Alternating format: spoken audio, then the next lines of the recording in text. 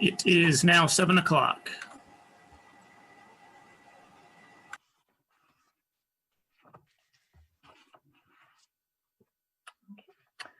Thanks, Jason. Good evening. I'd like to call this meeting of the Urbana City Council to order. This is a meeting rescheduled from Monday, December 28th. Will the clerk please call the roll?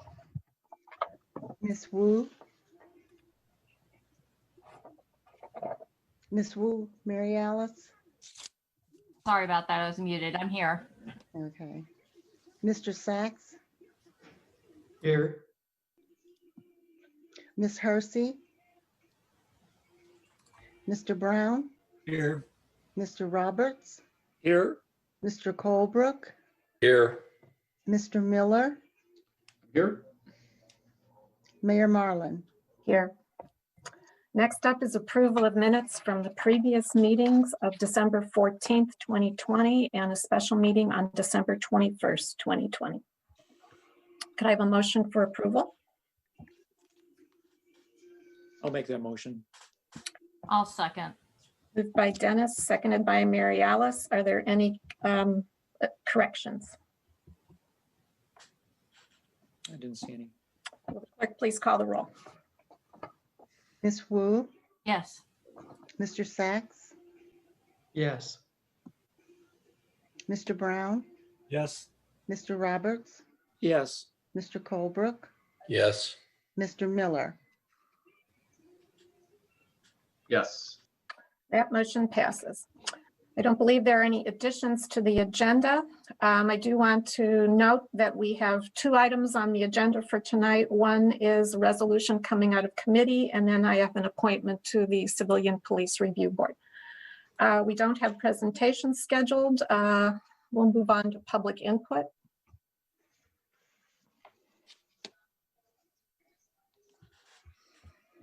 And we'll start with Alan Max Axelrod.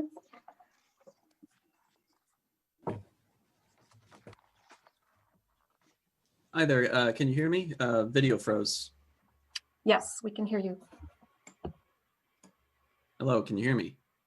Okay, great. Could you put up, thank you for putting on the clock. So I wanted to start off with thanking members of the City Council for signing on to the eviction letter that has been circulated.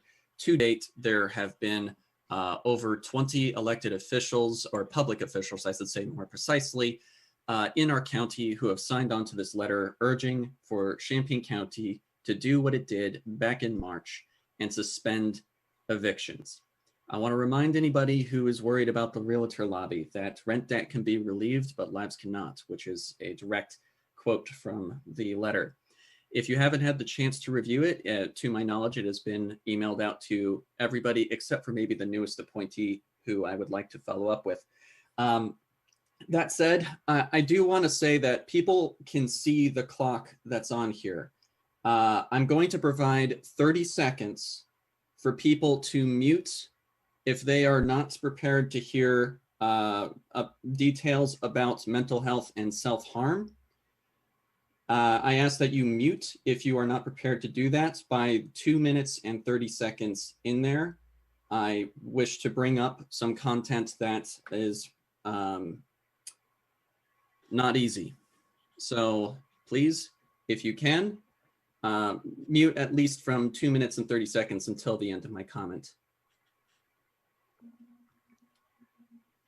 All right, so this weekend was especially trying for me, and it made me reflect upon how death by suicide in rural areas is much higher actually per capita than in metropolitan areas. An activist in Macomb sent me a video asking me to use my position as a white male to break down the interactions that she had for almost an hour with a police officer trying to get him to just process a complaint. Not necessarily one that would be accepted, but just to process a complaint. This person, the police officer, knew that this person was a survivor of trauma and engaged in really dishonest and abusive behavior for the vast majority of that interview. Only about 30 minutes in or so did the officer then start to say things like, "I'm sorry," only apologizing 3 times in that entire discussion. And this has really harmed the activist in question. And I don't live anywhere near Macomb. Why is it that somebody's reaching out to me, especially somebody who is politically well connected? Why isn't it that other people in her community don't feel comfortable as white men to speak up about police brutality and police gaslighting in rural communities? The thing is that some sort of rough interactions that don't seem to be terribly offensive, they don't usually come off as something that should have an extraordinary consequence on a person. But when somebody has chronic trauma, it can actually be the difference between life and death. It's one of the reasons why maybe the city council changed the rules for public comment, maybe. But it also, again, emphasizes that because people come from small towns does not necessarily mean that they are going to be having positive relationships with the police. And it is one of the most unfortunate, best kept secrets in those communities. Please use rigor rather than assumptions when dealing with this issue. Thank you. Thank you. Next up is Christopher Hansen. Hi, can you hear me okay? Yes. Hi, my name is Christopher Hansen. I guess I'll start with the CPRB appointment item on your agenda. I kind of glanced at the little write-up that Mayor Marlin gave on Mr. Rice, and it looks fine with the exception that there seems to be no mention whatsoever about how or why this person might be interested in issues of civilian oversight of policing, or how or why they're qualified. And it's not so much that someone needs extensive qualifications to be on that board, but it would be nice if there was some mention to the public and to the council about why this person might care about issues of policing. So I don't know, maybe this person will be great. I certainly hope the council asks about it. But more importantly, I hope the council asks why certain other people were not appointed to the CPRB. I'm aware that there were 1 or more applicants who have applied during a time when the mayor was making a big deal about how hard it was to keep or place members on boards and commissions. So I'm wondering why, when we do have applications for these positions that are hard to fill, why those applicants are sometimes not chosen. And I think the council will find the answers to those questions much more interesting than why the mayor did choose someone. So I think you should ask why the mayor didn't choose certain people and look into that. And I think the city really needs a change in this regard, so that the council is much more involved in overseeing that application process. I mean, I think the mayor appoints some 150 different board and commission members and a couple dozen different staff and administrative positions. And this council, at least that I've seen, basically just goes along with pretty much everything. It almost doesn't seem to matter at all how qualified someone is. If the mayor, puts an appointment forth, you guys vote for it. And very rarely do you ask any questions. So I think we need to look at changing that going forward so that the council is more involved. Let's see, let me just check your agenda here. I think I'll wait to speak at the next meeting about the other issues. So I'll end it there. Thank you.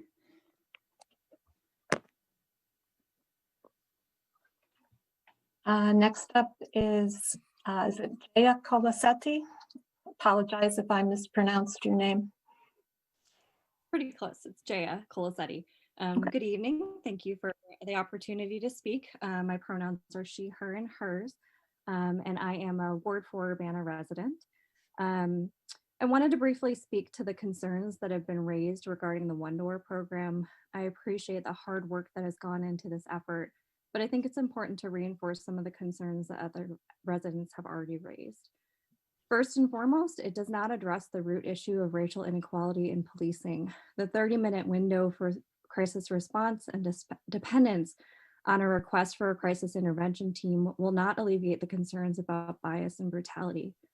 George Floyd was dead in less than 10 minutes, and I can't help but wonder how this program would have helped with Miss Aaliyah Lewis.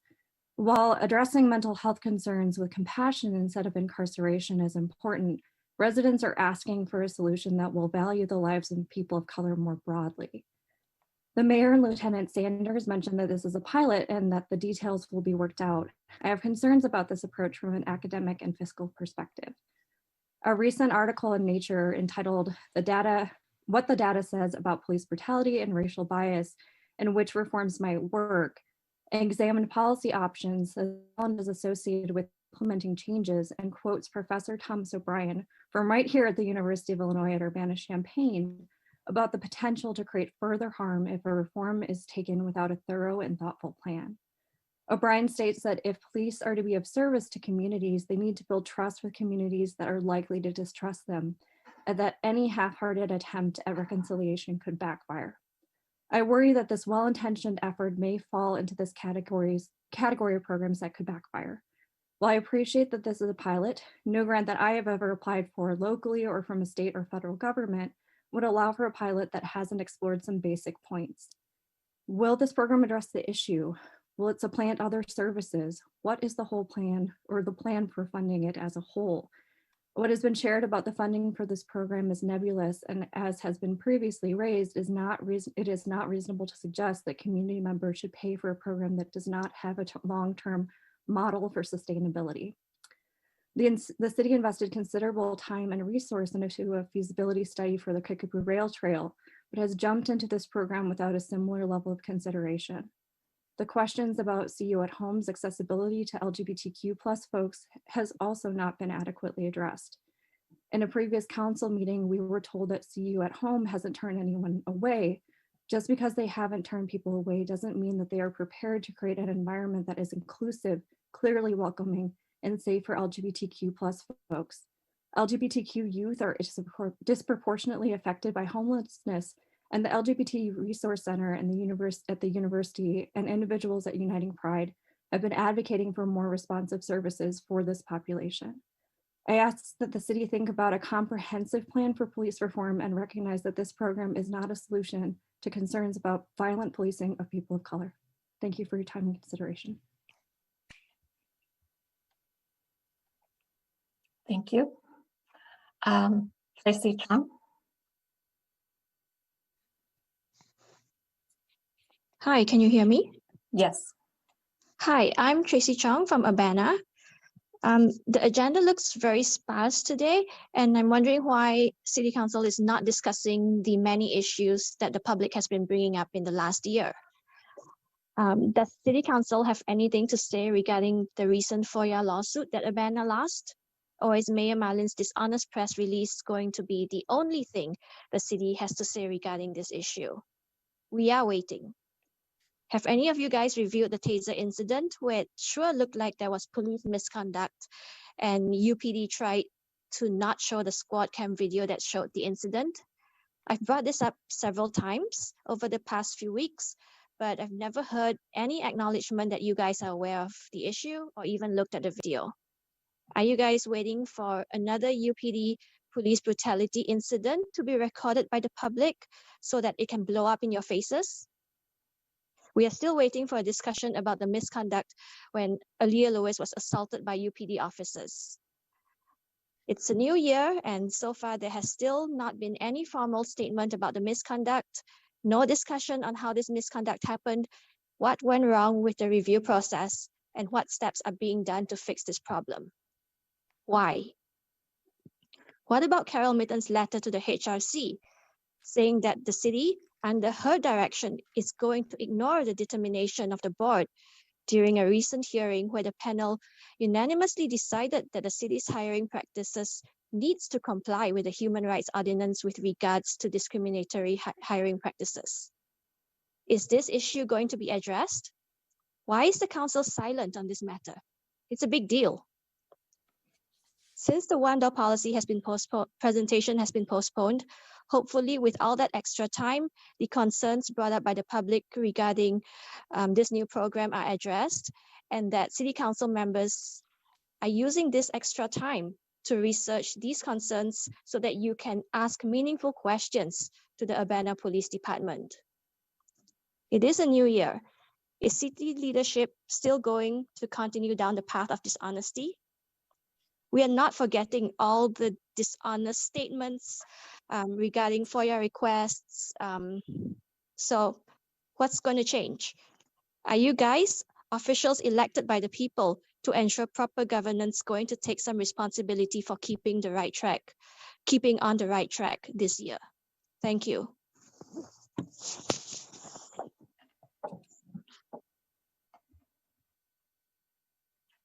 Next up is Megan McDonald. Hello, can you hear me? Yes. Thanks. All right. Hello, City Council. My name is Megan McDonald, and I'm from Ward 5. My pronouns are she, they. I came tonight to speak about a few things, nothing too long or specific. I want to mention from the meeting 2 weeks ago that I was happy about the resolution proposed by Miller and Roberts about gender inclusive language. It's important in a workplace, a government, schools. So thank you for taking the time and consideration to make this change. My second point, I also want to express my disappointment with the meeting 2 Mondays ago. Deborah Liu brought up this point, and I'd like to bring it up once more. When you turn off your cameras, we can't see you, so we actually have no verification at all if you're actually present at the meeting. I understand if it's like for a minute or two, these Zoom meetings are long. The screen is really hard to look at for that long. But when citizen after citizen is speaking and 4 or 5 of you out of 7 is just a black square, does that comply with the Open Meetings Act? When are we going to go back to in-person meetings? Probably not for a really long time. So we need to make this better and make it as close to the real experience as we can get. And I doubt any of you would be holding a book or a phone or a piece of paper in front of your face while citizens are speaking. So give us your time. The citizens don't get paid to speak and spend their Monday nights like this, like you all do. And that just really frustrated me and felt super disrespectful for a council that spent most of the summer and this year last year working on how they could make public input, quote unquote, more respectful. Number 3, I want to point out the unfortunate Champaign County animal control incident that I'm sure everyone's heard about. It's reached the New York Post. It was a really sad incident. And I don't really want to get too much into it because I feel like the Champaign County Board meeting is going to hear enough about it, and really y'all have nothing to do with it. But I just want to bring up that the historic East Urbana Neighborhood Association in Ward 5. We kind of already deal with dogs in a way that excludes animal control. And I couldn't help, we post on the Facebook page, we ask our neighbors, we go around asking people like, is this your dog? People don't call animal control because we just knew that things like this happened. And I couldn't help but think of how this is an alternative to policing in a way, and how no one has ever seemed to question it. We just know that it's a safer option. Number 4, speaking of HUNA, the Historic Easter Facebook group, Ward 5, did the City Council give any more consideration to the air quality testing kits as far as emulsicoat goes? It's one thing to believe a corporation, and it's another thing to listen to the citizens you represent. I'm assuming if the city doesn't sponsor some air quality testing kits, the people of Ward 5 will fundraise for them themselves. And if that happens and the results come back as expected, that will look really terrible for Urbana. So that's just a thought that you might want to consider in the future, just when you're discussing Ward 5. You might want to consider co-sponsoring some air quality testing kits. I can email Dennis some of the ones my neighbors have recommended.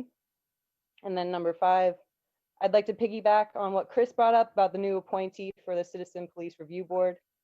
As far as the research goes, these committees and subgroups and avenues of reform have been proven to not work as far as police accountability and transformative justice.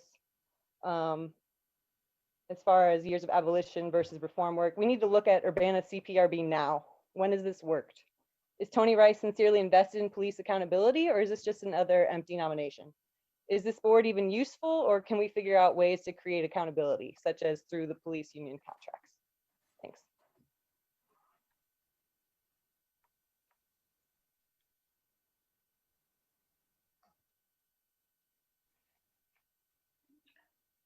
Next up is Bo Barber.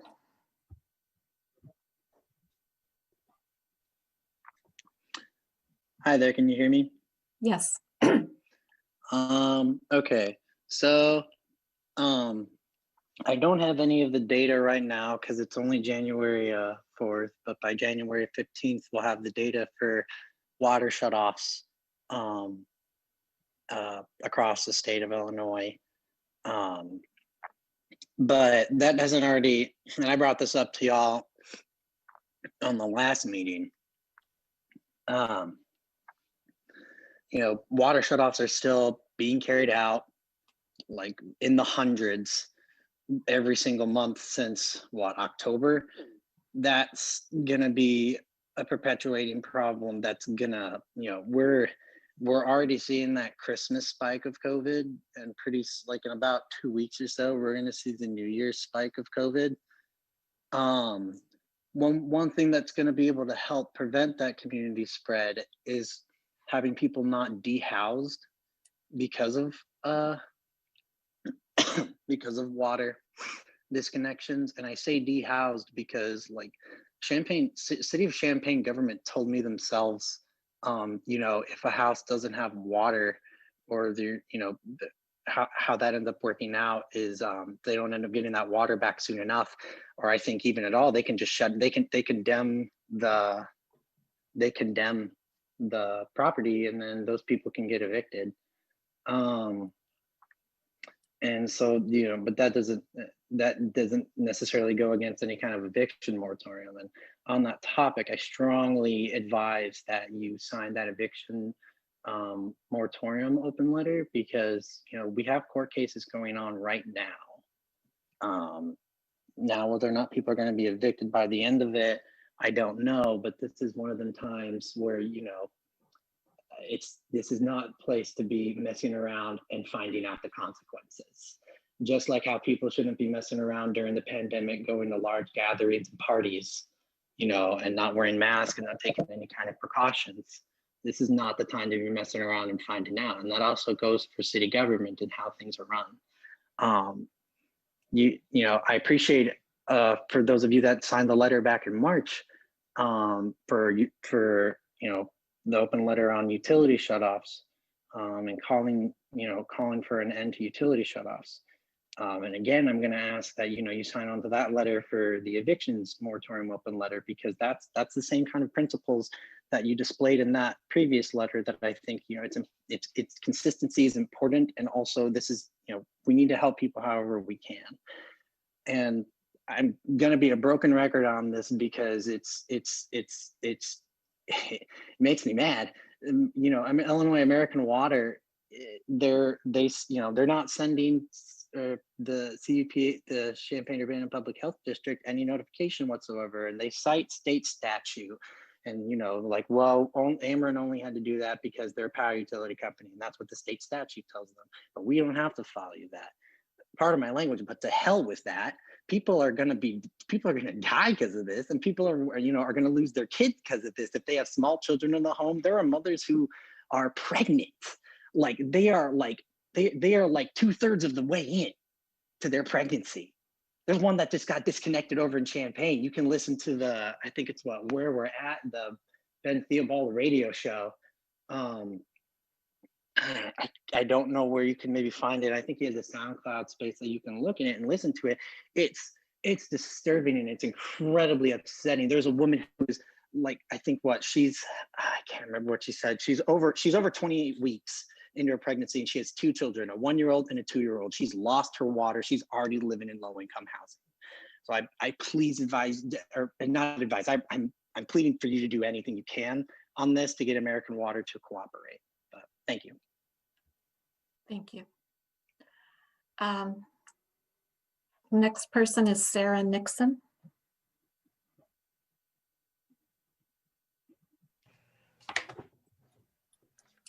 Hello, City Council. This is Sarah Nixon.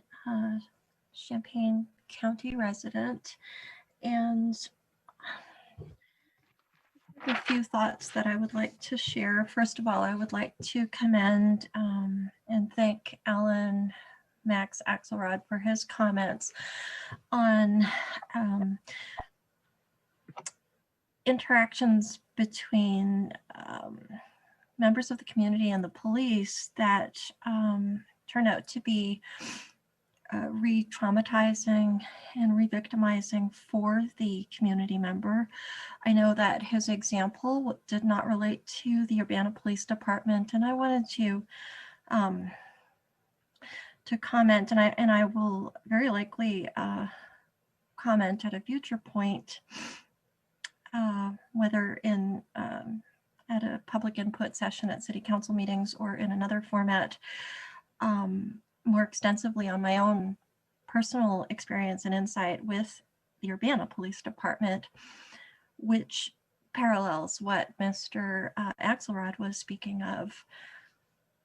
Unfortunately, I have extensive experience with the Urbana Police Department, and I will not go into it or detail it right now, but I will offer one example from my own personal experiences. Again, that echo, that mirror what Alan was talking about. My car was vandalized repeatedly in 2015. There were repeated incidents of vandalism targeting my car. I approached the Urbana Police Department the first time it happened, and I was treated dismissively. I was treated as if, first of all, as if it hadn't happened. I was told a branch probably keyed my car. And at the time I was naive and not informed enough to even understand that there is a process when you are trying to report something. An officer should actually write it down and a report should be written or entered. I wasn't aware of that. To this day, I assume nobody wrote it down because the officer laughed at me. And when the second incident happened where my rear window wipers were stolen, and then the third incident, which involved a flat tire, again, all three incidences quite suspicious, and I knew who had most likely done them. That person had described doing such things and potentially doing such things, had previously described that to me. I didn't approach the police because I didn't want to put myself through the experience of being ridiculed again, of being treated as though I were wearing a tinfoil hat, and of dealing with people who clearly had no clue and no training about how domestic violence works, partner abuse works, and how abusive partners intimidate and control and perpetuate abuse through various means. I've learned a lot since those days. And again, I will address this elsewhere at more length. I'm sharing this because I know my story is not the only one. I know I'm not alone in having had that terribly re-victimizing and traumatizing experience of gaslighting. I recognize that I'm out of time. I want to thank others who spoke tonight. They actually touched on points that I had wanted to make. So thank you for your time. Thank you.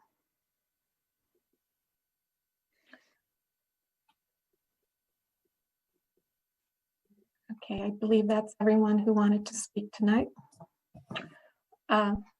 Grace, welcome.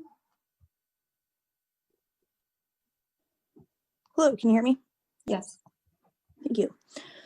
My name is Grace Wilkin. I'm an Urbana resident of Ward 6, and I just wanted to echo the previous comments and say that I hope that you're listening to the public comments. Sometimes we say the same things at multiple meetings over and over because they clearly aren't addressed, oftentimes even at all. And rather than truly listening to and addressing public concerns, you've limited public input and have still yet to meaningfully act on most of the public concerns and requests. It seems to me like, there's a lot of big picture issues that are going to take a lot of work that also aren't happening. But there's also simple things that could be done, like having a more transparent system and not blocking access to records and FOIA requests, holding police accountable, like investigating complaints and reporting officer offenses and having consequences for those offenses, not pressing charges or supporting the system pressing charges against victims of the system. As far as gender neutral language, I'm glad that that resolution passed the first round. But there's really simple things that could be done at no cost and very little work, like using your pronouns in your Zoom names and using gender neutral language, not Mr. and Mrs. or alderman like we have been doing. And overall, I just encourage you to work for the public and to vote and speak in our best interest. And please listen to this really valuable input that you're getting from the public. Thank you. Thank you. Does anyone else wish to address the council? Okay. We'll move on to unfinished business. There is none. Reports of the standing committee. Jared Miller.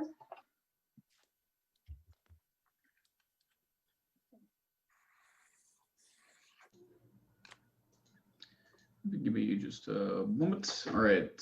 So we passed out one resolution under a regular agenda from our last committee of the whole meeting, and that was resolution number 2020-12-069R, a resolution approving and authorizing the execution of a new cable franchise agreement with Comcast of Illinois, Indiana, Ohio, LLC. And on behalf of the committee, I move for approval of that resolution. And I'll second it.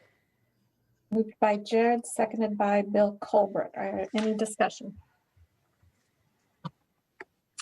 Bill? Yeah, I know you had or we had a question from Daryl Cruz. I thought it was a reasonable question about how the lower fee for equipment, I forget which fee that's called, the one that's being reduced from 2% to 0.75, I think it was. The PEG fee. How that would affect the budget, and you provided a pretty thoughtful answer to that. Did you want to just, would you be able to summarize that briefly? I'm going to defer to Jason Liggett to respond to that. He did all the work in the negotiation, and I think he can give you a more complete answer than even I did. So. Yeah, so as you noted, it went from 2% to 0.75%. This is roughly going to be around $41,000 per year estimated right now. As far as that drop, that was one of the things that was negotiated between us and Comcast. We had several back and forth conversations about the PEG fee as well as the fifth channel, which are intertwined at spots. One thing that we've noticed throughout the years here, we first negotiated that 2% over 25 years ago. And what we've seen is that, the price of running a PEG station has gone down considerably over the years. Equipment's much more streamlined than what it was before. So staff laid out a couple of different scenarios. If UPTV and the city were to continue running public access, education access, and government access all on one channel, we went ahead and looked out 10 years what our equipment needs would be and what sort of equipment we'd be purchasing and totaled that up. And we also looked at the scenario as if we did have another organization running a fifth PEG channel, and we looked at the costs that would be associated with that. And ultimately we settled on the 0.75%, which is what the city counter-offered Comcast's first proposal.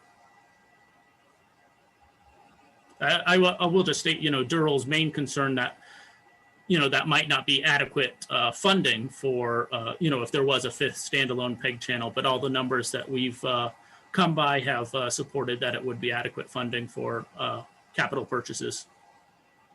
And do you happen to know how much is being brought in by the fee from from the other cable providers, the other television service providers that go into that same pot of money? It's minimal compared to Comcast. I think it's, probably less than 20 grand a year right now between i3 Broadband and AT&T. The bulk of that money comes in from Comcast. Okay, thanks. Mm-hmm. The other thing we did observe is that things have changed drastically in the past 25 years about people's ability to produce their own videos, and just the number of options like YouTube and all that has just exploded. So there are a whole lot more options for individuals to get content out to the world than there were 25 years ago as well. So. Okay, any other questions or comments? All right, will the clerk please call the roll? Ms. Wu, Yes. Mr. Sachs, Yes. Mr. Brown, Yes. Mr. Roberts, Yes. Mr. Colebrook, Yes. Mr. Miller. Yes. That motion passes. Thank you, Jared. Reports of special committees. Seeing none. Reports of officers.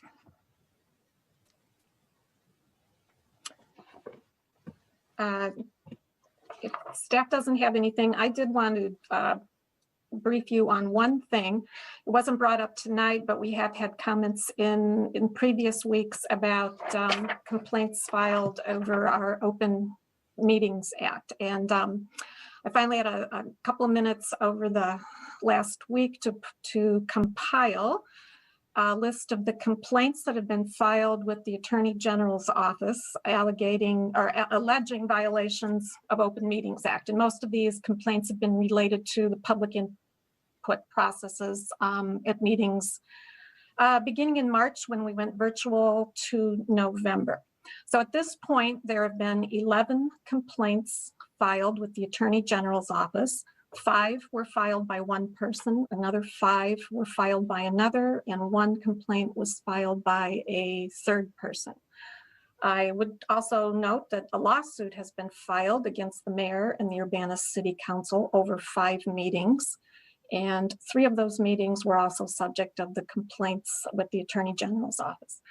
At this point, the Attorney General's office has ruled on 2 of the 11 complaints. So that's 2 of the 11 meetings that were complained about.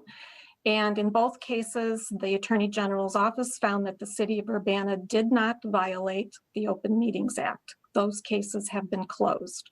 The other complaints for later meetings are pending, as is the lawsuit.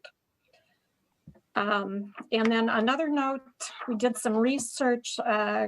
People have made some note about jaywalking tickets, and a statistic was quoted during public comment a couple of times and referred to a statistic of 90% of tickets were issued to African Americans. Best as we can determine, this particular statistic came from a 2012 article in The Atlantic, where the reporter looked at a 5-year period from 2007 to 2011. Just for your own information, in the past 3 years in the city of Urbana, there's been a total of 1 citation, and there's actually not a jaywalking ticket. Those citations are actually a violation of the traffic code, and it's called pedestrian in the street. But anyway, there was 1 citation issued in the past 3 years, and that was on September 15th, 2018 at 1 o'clock in the morning. And it was for being in Route 130 out by Walmart in East Urbana. And we went back and we looked at that 5-year period that this article, we believe, was focused on. And there was a period of time, and I remember this as a council member, there's a period of time when groups of people were gathering in the streets, especially over by Learman Avenue, Hunter, Austin, and that area, and also around Sunnycrest, because I got phone calls as a council member from residents who were very concerned, especially when this was happening at night. It was dark. Not around Sunnycrest, but over in the Hunter, Learman, Austin area, and people were afraid they were going to hit somebody in the street. So there was a year or two where that was a problem, and Since then, it has not been. But anyway, the last 3 years, there's been one citation issued for a pedestrian in the street, and that was out on Route 130. So I just wanted to follow up on that. Okay, last item on this agenda is under new business, and it's an appointment to the Civilian Police Review Board. This is for a term ending on June 30th, 2022. And I bring to your for your consideration the appointment of Anthony Tony Rice. He's a 20-year resident of Champaign County, a 10-year resident of Urbana. He serves as a manufacturing manager at the Guardian West Division of Flex and Gate in Urbana. His role is as the plating and polish process supervisor. He supervises 2 shifts of approximately 45 people each. He has to maintain a productive work environment, and he navigates language and cultural differences among employees, helps them resolve issues to reach a common goal. And that goal is to produce a high quality end product. It requires listening, understanding different perspectives, open and honest dialogue, and recognizing that life experiences that people bring to the job have an impact on their internal work environment. And those were observations that he made to us during the interview process. And it struck me that those were the kinds of qualities that we look for in a member of the Civilian Police Review Board. And I believe that Anthony Rice will bring a valuable perspective to the CPRB. Participating in the interview has been in the past, and it was true this time, the chair of the CPRB, Ricardo Diaz, plus Chief Serafin and myself. When Mikhail Lubianski was a co-chair, he participated in previous interviews. And I've scheduled an interview with another applicant next week, and so we'll see how that one proceeds. So, is there a motion? I'll make that motion, Mayor, to accept the nomination. Dennis, is there a second? I'll second. Who was that? Bill. Bill? Bill Brown, okay. Any discussion? Mary Alice? How many open seats do we have on the Civilian Review Board? I believe we have one more. Okay. I could be wrong at this All right. point. Okay. Jared? As Christopher had mentioned in his public input comment, I was also surprised about a lack of information about how this person planned to involve themselves in this in a way that was relevant to it. I mean, sounds like a nice job application, and they'd be qualified to do some good stuff in manufacturing and lead a team that in there. But the terms of one's employment experience doesn't really, in my mind, generally perfectly equate to why you would want to serve on this board. Did he make any mention of that or statement? Didn't see that he was in attendance tonight to talk to us about this at all. He expressed, as most applicants do to our boards and commissions, he expressed an interest in serving the community, and this particular board was of interest to him. And like I said, there are no specific qualifications outlined in the Civilian Police Review Board, or actually for any other boards and commissions, as far as I know. So we don't have a set of criteria or specific job qualifications when we're considering people for the position. But in this board, what struck me was his experience in working with different populations, people who speak different languages, come from different countries and have different experiences. Mr. Rice is African American. I thought that was an important factor. And I think he can bring a willingness to be open-minded and consider issues from all perspectives. Okay, just curious, just because there was not much about his interest in it in the application. I know we don't require that by any means, and I'm not suggesting that we should. It's just interested that there wasn't a lot in there about it. That's what I want to know. Thanks. Any other discussion? Will the clerk please call the roll? Miss Wu, Yes. Mr. Brown, Yes. Mr. Sachs, Yes. Mr. Roberts, Yes. Mr. Colebrook, Yes. Mr. Miller. No. That motion passes.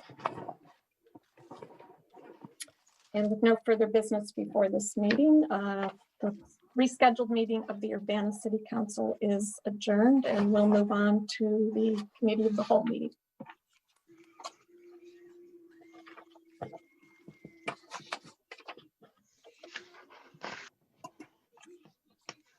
All right, let me pull up the agenda here.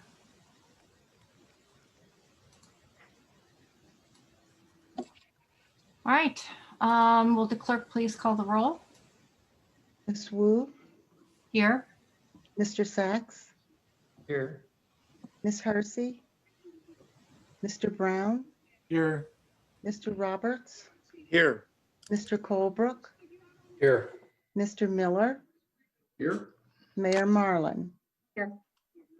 All right, first item on the agenda is approval of the minutes of the previous meetings for December 7th, 2020 and December 21st, 2020. Is there a motion? Okay, I'll make that motion then. And I'll second it. Moved by Dennis and seconded by Bill Colbrick. Are there any corrections? I didn't see it. All right, will the clerk please call the roll? Miss Wu, Yes. Mr. Sachs, Yes. Mr. Brown, Yes. Mr. Roberts, Yes. Mr. Colebrook, Yes. Mr. Miller. Yes. All right, that passes. Next up is additions to the agenda. Are there any additions tonight? All right, seeing none. Public input and presentations. We don't have any presentations listed. Are there presentations on the docket? No? All right, we'll still go ahead and start with public input. At this time, would you please raise your hand either by using the button on the left, sorry, the bottom right corner, or using *9 if you've called in. All right, first up is Christopher Hansen. Can you hear me? Hello? We can hear you. Oh, okay, good. Christopher Hansen, Urbana. One quick correction to something the mayor said at the previous meeting. She spoke about the Illinois Attorney General making a determination that the Urbana Council had not violated the Open Meetings Act in a particular instance. I think one of those was mine. I'm not sure if the other one was my complaint. The determination that the IAG came to was actually that they were unable to come to a conclusion, which is different than determining that there was no violation. So just a clarification there. And I thought I'd maybe give the council, I don't know if any of you have actually ever tried to submit a PAC request for review on FOIA or OMA. I'm guessing not. But I'll give you an example of one that I submitted almost a year ago. It was against the Urbana Civil Service Commission. So the Urbana Civil Service Commission has a regular meeting schedule, right? Just like every board and commission is supposed to have, every public body. But they had not been meeting on their regular meeting schedule for something like almost a year. They kept calling special meetings or rescheduling meetings, and they always had a habit of rescheduling them something like 2 days before the meeting time. So if you were planning to, say, attend a Civil Service Commission meeting at a certain time, say next month or 2 weeks from now, you would suddenly be surprised to find that it was canceled and then rescheduled for a week earlier, and you'd missed it. In addition to that, the Civil Service Commission was meeting on the second floor of the Urbana City building behind a locked door. Now I submitted a complaint about this, and the Illinois Attorney General determined that there was no violation. So, and the reason I think was because there was a technical problem in my complaint because I didn't cite specific meeting dates or something to that effect. I just made a general complaint about all of their meetings. So I want the council to be aware, and maybe you can try this process out for yourself, aware how difficult it is to approach this process and how hard it can be to actually get any meaningful determination out of the Illinois Attorney General. So by the way, when you go back to in-person meetings, I suggest that the Civil Service Commission not hold their meetings behind a locked door on the second floor of the city building. let's see. Last week or last meeting, I asked about the one-door steering committee. I asked if it was a public body and open and subject to the OMA, and I still haven't gotten an answer to that. And I'm wondering, the steering committee, are there meeting videos and can the public view those? I'd also like to bring up the issue of Carol Mitten throwing out a Human Relations Commission public hearing determination and the city's posture that the city itself is free to violate its own human rights laws. And I wonder what the council thinks about that. And maybe these are the kinds of things that you can discuss on this new agenda item where you'll each be kind of free to bring up issues that the mayor doesn't want to talk about. And speaking of issues the mayor doesn't want to talk about, I always find it interesting how you pick and choose what things you're going to tell the public. So you found it convenient to tell the public that there were 2 OMA complaints where, as you claim, no violation. When are we going to talk about the half dozen or dozen determination letters from the Illinois Attorney General that said Urbana was violating FOIA? I sent that to the entire council. I sent it to all of you. I wrote articles on that.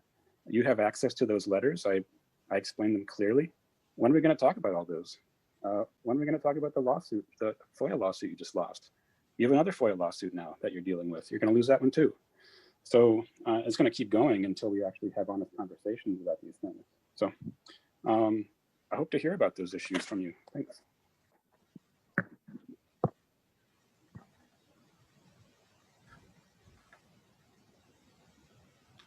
All right, right now I have no other hands that are raised. I'll give it a couple more seconds. Okay, now we're getting some. Meg McDonald? Can you hear me? Yes. All right. Meg McDonald again, Ward 5. I wasn't going to speak because I obviously went through my points pretty coherently last meeting. But now I'm a little angry, a little upset if what Christopher Hansen said is true. And I don't see how he has any reason to lie. I'm not somebody who comes into these meetings and talks about FOIA requests or OMA violations. I care about them. Not something I really am going to spend my time talking about. But the mayor, if you're coming in here saying that there was no violations to the OMA instead of saying that they couldn't come to a conclusion, that's very different. It's a very different way of spinning that. And that makes me upset because it reminds me of the Aaliyah Lewis situation and how you told everyone there were shots fired into an apartment. And that was not true. And now Aaliyah Lewis is still dealing with court cases in January, and she was brutalized by the police in April. And you can't come to these meetings and present facts the way you want to and not how they actually happened. And it's really upsetting that this is what we have for leadership right now. Please stop doing this, and please be more transparent about what happens in our community and why you're doing what you're doing. And also, all the police issues that we've brought up in 2020, and the only thing that we've gotten meaningful responses back to are traffic stops and jaywalking, while there are people being beat up and killed by the police officers in Champaign-Urbana. That's not hyperbole. Those are facts. People have been killed by police officers in both Champaign and Urbana. But we're talking about jaywalking, which is fine because there are racial biases there too. Good. There's only been one citation given in 3 years. Great. Let's talk about something else. And let's not spin the facts to make ourselves look better. Let's just own up to our mistakes. Say, I messed up. I'm not completely, comfortable or familiar with getting an influx of FOIA and OMA violations. Just say that. Just say, I'm not comfortable. I'm not used to this. Instead of trying, oh God, it's so frustrating. I'm just going to end now. But if you see my point of how it's related, of how the mayor lied about the Aaliyah Lewis situation and now she's lying now, I would greatly appreciate it. Thanks. Diane, would you like to say something? Yes, I would. First of all, Shots were fired in the Aaliyah Lewis incident. A bullet went through the window of a nearby apartment, lodged in the wall. A woman was occupying that apartment at the time the bullet entered the window. That is a fact. Secondly, the judgments of the Attorney General were that the city of Urbana did not violate the Open Meetings Act, and they closed those cases. That is a fact. Third, the various FOIAs, we have vastly improved the FOIA process over the past 6 months. The city had a process in place. It wasn't equipped to handle the huge increase in the volume of the FOIAs and the size of the FOIA requests. So it took a while to get geared up, but we have a decent process in place and we're doing much better than we did before. The lawsuit regarding a FOIA, we've asked the judge for clarification, and as soon as we have clarification on that, we will report that to the council.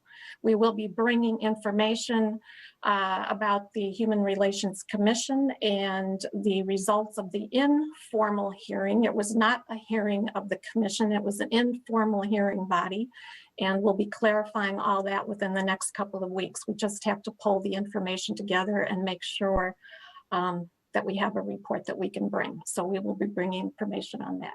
But yes, the Aaliyah Lewis incident started with calls for service related to a shooting in South Urbana. Bullet went through the window of an apartment, lodged in the wall, could have killed the occupant who lived there.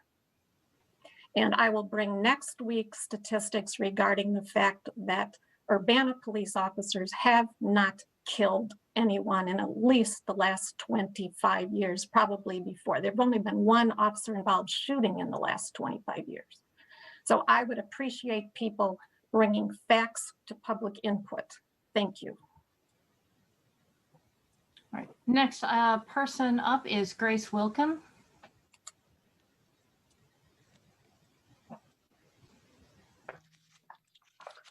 Hi, can you hear me?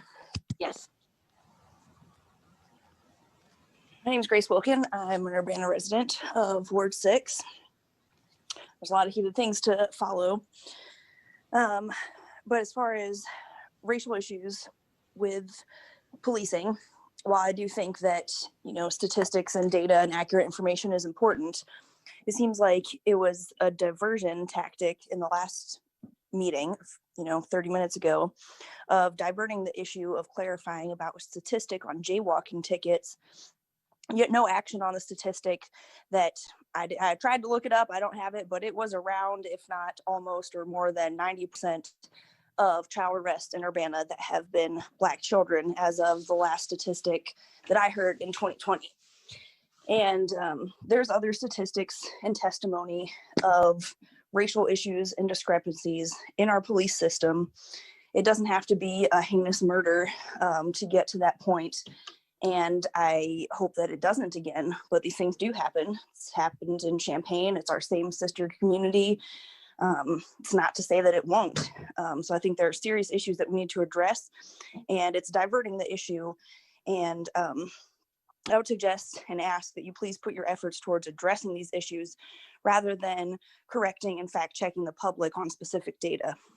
I think it's the same thing with the Aaliyah Lewis case, saying that a bullet going through the wall, even if that, may have happened, that doesn't justify abuse from officers on an unarmed civilian who was just upset.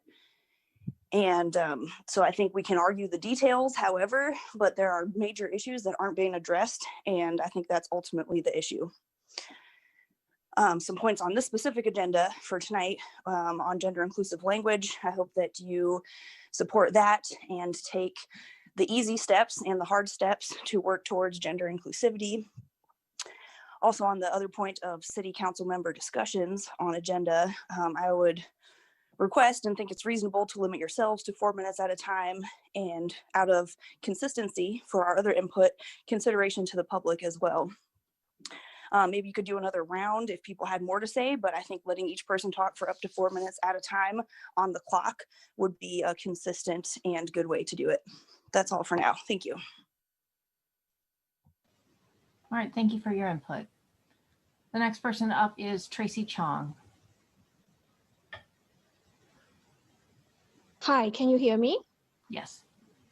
I wasn't planning on speaking again because I thought I'd said all I wanted to say, but Mayor Marlin, after what you just said, I'm so angry, I just have to come back and say something. You want facts? I'm going to give you facts right now.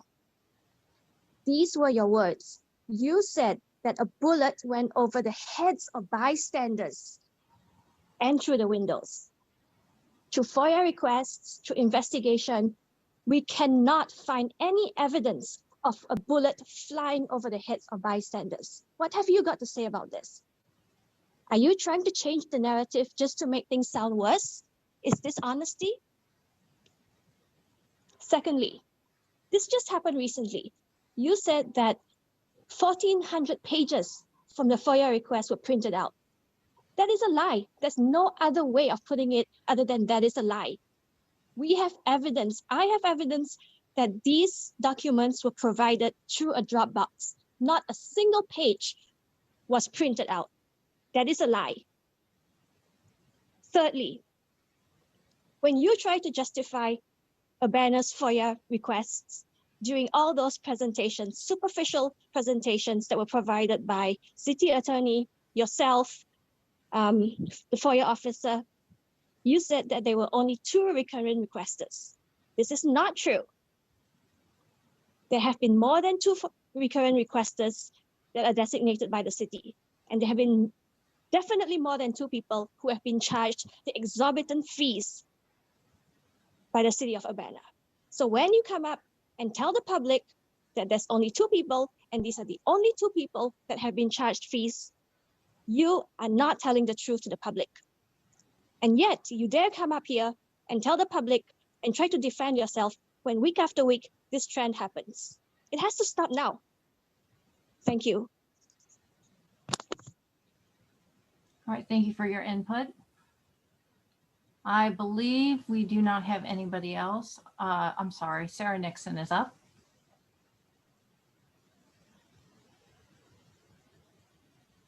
Yes, thank you.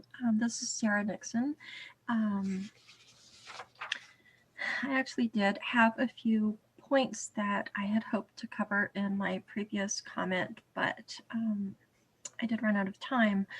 I wanted to echo what others articulated. For one thing, Christopher Hansen and others raised questions, others that include Alderman Miller have raised questions this evening about the mayor's appointee to the CPRB.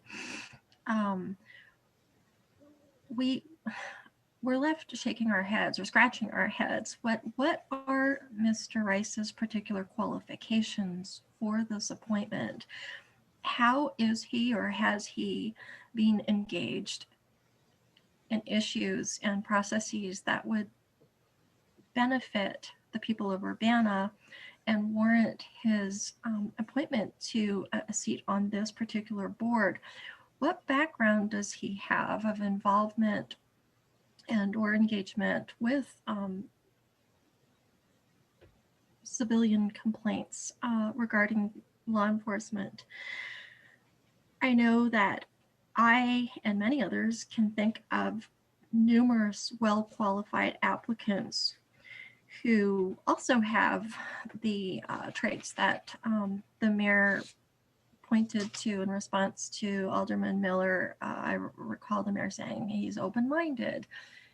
He's got, experience managing diverse sort of populations, workplace populations. I mean, those are so vague as to be, again, questionable. That kind of endorsement really applies to a great number of people, to the majority of people in management.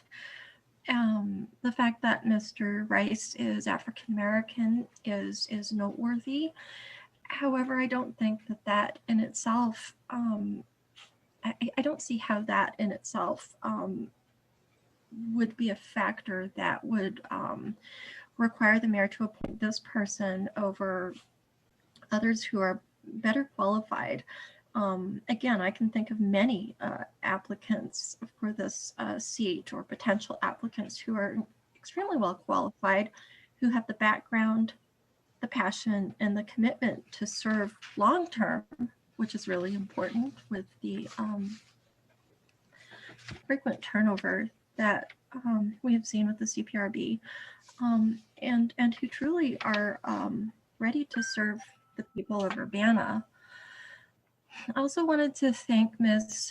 Jaya Colasetti for weighing in and speaking up about the one-door pilot program structure so far, or structuring process so far. She covered points and concerns that I had wanted to touch on again, and most specifically with regard to domestic violence, family violence, child abuse.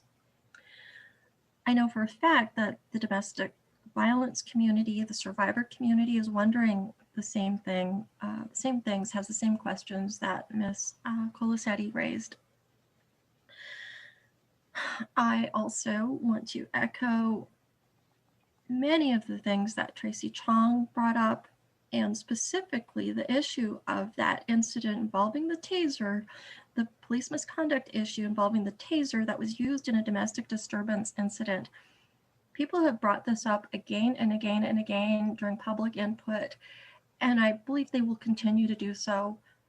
And I think it's shameful that there has been zero response, complete indifference from city leadership and administration to this really important concern. All right, thank you for your input, Sarah. The next person is Emily Close.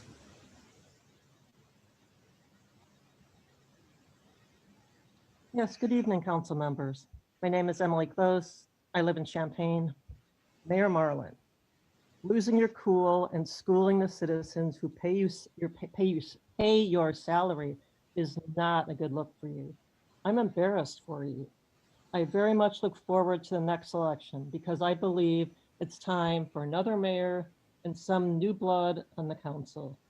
This is our time to speak, whether you like us or not, whether you want to listen to us or not. This is our time. This is our platform. That's all. Have a good evening. Thank you for your input. All right, I don't see anybody else who has raised their hand, so that closes public input for this time. The next item on the agenda is staff report. Are there any staff reports? The only person I see is Diane, so I'm assuming everybody else is not going to give a report since their videos aren't on. Okay, we have 2 items for discussion tonight. The first item is a resolution regarding the implementation of gender inclusive language in official written and verbal communication by the city of Urbana. And this was brought to us by Council Member Miller and Roberts. Thanks. We did some good discussion on this last week. There were some follow-ups on it. I did offer some changes in the language to simplify things and help make it easier to understand throughout. I hope those were agreeable to everybody. I don't know, Mary Alice, if you received my email. I did respond to the question that you had sent. I'm still open to that change if you feel strongly about it. If that's there, but I didn't see anything else from anybody else, but I'm happy to continue discussion if anybody's got any questions for me about language that's in it or where we go from here. So I have some comments. I'm wondering if I need to pass the chair in order to comment, or since this is just a discussion item and we're not voting on it, if I can keep the chair. Don't know if our parliamentarian is around. Well, I'm just going to move forward with some questions. Hopefully that's okay with everybody. Bill Brandt had a really good idea because Unicode are the people who keep our code up to date. So I did reach out to them today. And they said that they do have a program that would update our code and go through it with editors to make sure that our language is gender neutral. In addition, they sent me a document just today about what that entails. There is a cost associated with it, and that cost for the code review and creation of gender neutral report, a one-time cost of $4,500. And then they also have an option of implementation of gender neutral revisions via supplementation one time, which is $3,000. So I just wanted to provide that information to council. The reason that I suggested that we tweak a little bit of under the therefore with the section 1, I basically included the word that we would work towards the incorporation of gender neutral language. My rationale for doing that was because we didn't know exactly how we were going to achieve this. Were we going to achieve it with a one overhaul of the code and hire this company to do that for us? Or were we going to update it as code comes up for us to update? So that's the reason that I put that in there. I'm certainly not married to it, but I wanted to give us a little bit of flexibility so that we would have different ways of moving forward.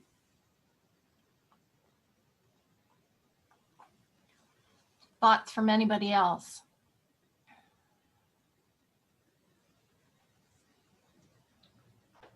Jared?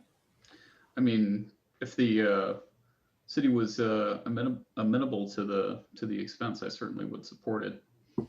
And if we're going to do it more piece by piece, if that's the way it works too. And I did mention, I don't know if there is a legal aspect to doing that update. Did Municode in their response mention anything about any problems with doing those language swaps, that would be any kind of, if we have to follow some order to change terms, or did they say anything about that, Mary Alice?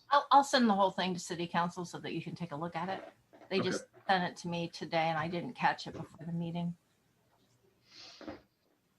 Dennis? Yeah, it would be beneficial, I think, for myself and for others to get examples of the kinds of locations that the gendered specific language would be changed. Are we talking about references of he or she or him to citizens, community members? Are we doing those kinds of changes?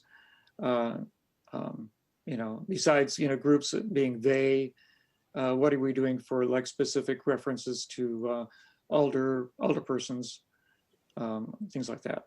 Aldermen, are we still considering using aldermen, alderwomen? It'd be interesting just to see what exactly the changes are going to be.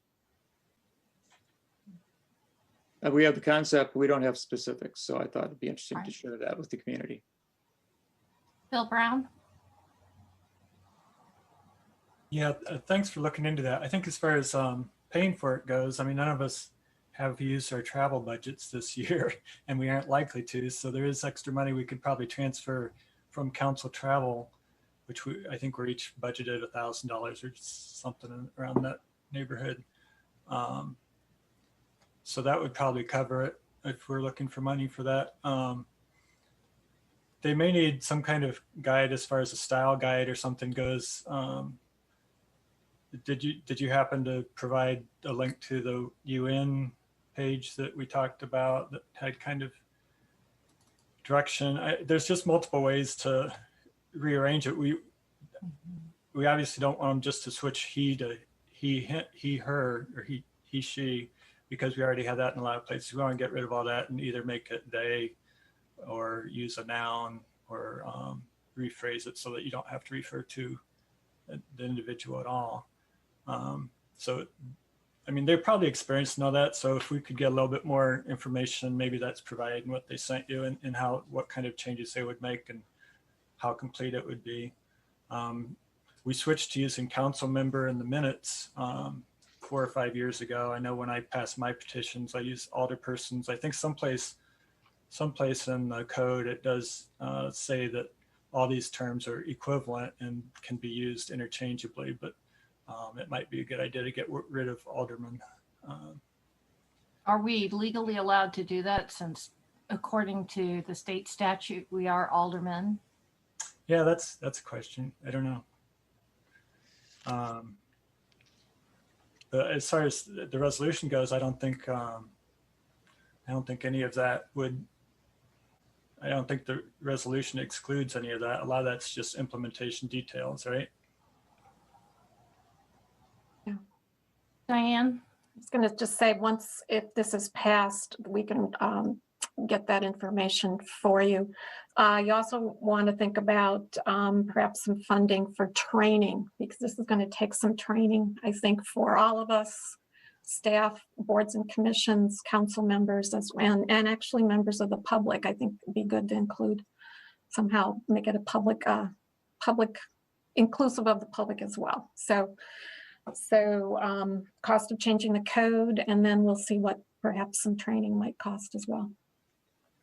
I know that Carol was kind enough to share some slides that Bridget went to, I think it was Bridget, about gender inclusive language. And I don't know if they would be willing to do some kind of training or a presentation, since they already have a presentation developed. Carol, do you have any feel for the group of people that put that on? I know that Bridget had reached out to them to ask them if we could do our own internal training using their slides. This is a little bit more, I mean, that was more of a sensitivity thing, and this resolution would raise the bar considerably.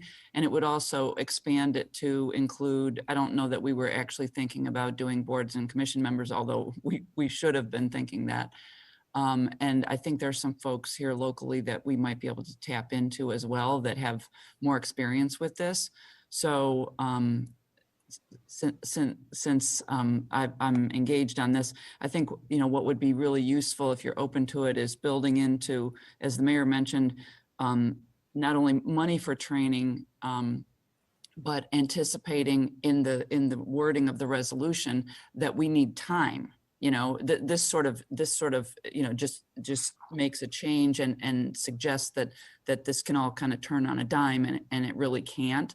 So building in some sense that this is something that we'll work towards over the next year, because we won't change the code instantaneously, and we won't change staff practices instantaneously, and it will take time for people to adopt these new practices and work them into our correspondence and in the way we address people. And we'll make mistakes, and we hope people know we're coming from a good place.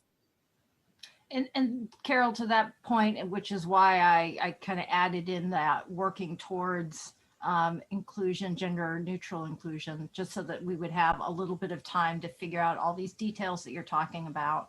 And not say that basically, and I don't think that was Jared's intent anyway, that we were going to pass this resolution that was going to magically all change. Right. There's details that have to be figured out, and training that has to be done.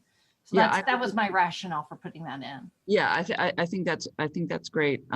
It's just to, if the public picks up a document and they look at the document, they don't necessarily have all the dialogue around it. So it's helpful just to build in the sense that this is something that we'll work towards. Bill Colbrook?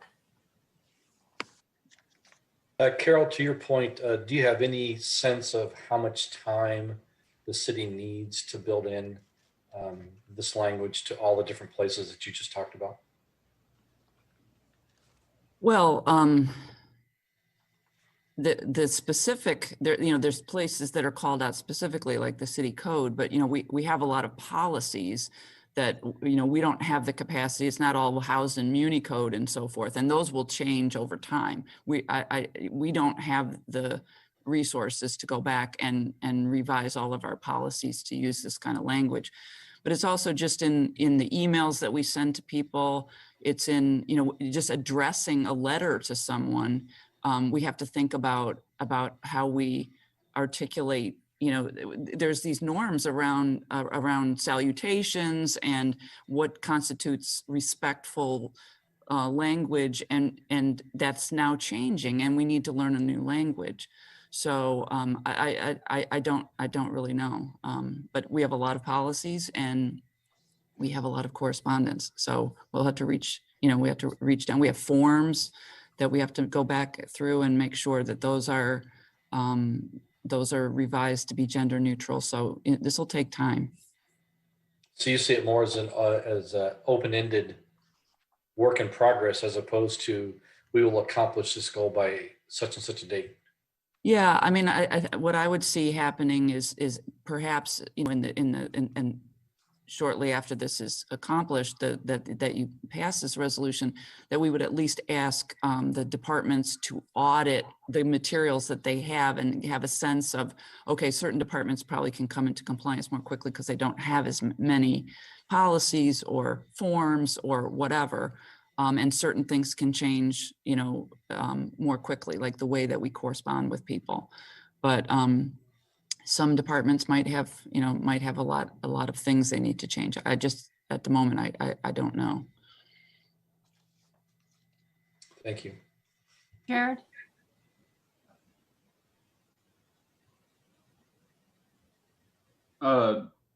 Yeah, and just to reiterate, I don't think it was Julie's intention, nor mine, nor Dennis's, that this was supposed to be something that was slapdash done. So certainly, whatever language we propose, I think the intention of this is clear enough that, Carol, perhaps if you and I work on time and or if we need to include language about financial commitment in some broad sense to help make it clear that, you know, I think eventually that will just have to be a budget amendment because it's not something we're currently budgeting for. But if you and I want to work on that, I think we'd be able to clean this up and have it ready to at least come to the regular committee next time as a votable action item. Absolutely, and maybe what we could do is just in not in the resolution itself, but in the memo, have a plan, right? Sure. What's our plan to move this forward? And so where's the money going to come from? How much? You know, we clearly already internally had the intent to move in this direction. This Sure. is going to give us some momentum to do it, and it'll broaden the effort. So yeah, I think if we can just map out a plan, that would be useful. Okay, great. All right, any other comments, questions? All right, moving on to the second discussion of the evening, which is the addition of council input agenda item and reordering of the regular agenda. And this is also from from Jared and from Dennis. All right, so we didn't get to discuss this at the last committee meeting, but because it's mostly based for us and we've already kind of touched around it, I don't have any long foreboding details, and I know that everybody's going to have opinions about what we're doing with this because it has rules to do with how we hold our meetings and how we hold discussion at the meeting. Just briefly, for the public's knowledge, it has been brought up during public input numerous times over a long time. Ebbs and flows certainly where people are asking to get more. We certainly did more traditionally response, even though it was still sparse in our in-person meetings than we did in our virtual meetings. But there has been, you know, since we've gone virtual, there's been little to no response from council or chances for council to make comments on public comment as it has come up, or to bring up things that council members have concerns about, other than through adding a discussion item to a committee of the whole agenda, even though I know it is allowed for us to ask through parliamentary procedure to discuss things. I thought that it was more appropriate, and Dennis agreed, that we adopt something more formal than just, you know, we know that we can do it, but we don't really do it, to make the intention known to the public that we do want to be proactive in helping shape what happens at the city. So that was the intention of these. There were two of them. There was one resolution to change the order of the meeting, and one that added, or I guess there's just the one document that added the additional rule, which Dennis and I worked on, and then that rule being inserted would thus, according to the rules in it, change the order of the meetings, because in order to be able to add the item, we would need to add the item to the actual order of the meeting. So there's two, one resolution and one ordinance that go along with this discussion. I know council members probably all have something to say about what we initially proposed, so I'd like to hear everybody's thoughts. Sorry, Diane. Just a note on process before you begin the discussion. What you have tonight in front of you is what was proposed by the council members. And then if it comes back as an action item on the agenda, Carol Mitten has been working on with legal on producing the strike through underlined language that will show you and the public exactly what the current language of the amendment of the ordinance is and what the proposed changes are, which is what you're not seeing here tonight. But what you'll vote on will be the underlined strike through that details every single word that's being changed by this proposal. So I did my best to try and. you did, yeah, it was great. I mean, it's a good beginning and it's a good basis for discussion. And then, but in order to vote on it, we have to have that in legal format to do that. And this is just for discussion for us. Absolutely. Tonight. Dennis. Yeah, so I support this direction too. In the past, we've had more interaction when we were in chamber, which was a great thing, and we were able to respond and bounce off thoughts off each other in a more organic way. But as far as replying or when the public would speak, it was very customary for us to ask clarifying questions if we had them. We've kind of dropped that. Seemed like that was part of the warp and woof of the public comment, that there was a chance to get clarification from the presenter or the individual speaking if there was a question. But it was not to actually begin to have a discussion on the topic that the person mentioned, or to create a debate between the member of the public and the alderperson. So this allows everybody to have the opportunity to make comment in general about anything that's come up, or even something that is on your mind that you would like to reach for briefly at this time. Sometimes, we can also make announcements. You would call them announcements of events or related incidences that are related to our civic obligations during reports of special committees, if you happen to be connected to a special committee or something like that. But and I think that Jared and I had pretty much agreed that as we give the individuals who are speaking to us 4 minutes, which was an accommodation to try to retain a certain amount of openness while keeping the meetings shorter, that the city council members who would make opportunity to make these comments during the proposed adjustment to the agenda would also just keep to 4 minutes and not make it into a long speech. So brevity can be fine. You can make a couple comments about your impression or what you would like to see happening relating to the topic, maybe and if you have a lot more to say, then the appropriate thing would be to put that onto the next agenda of the committee of the whole or whatever as a discussion topic. Bill Colbrook.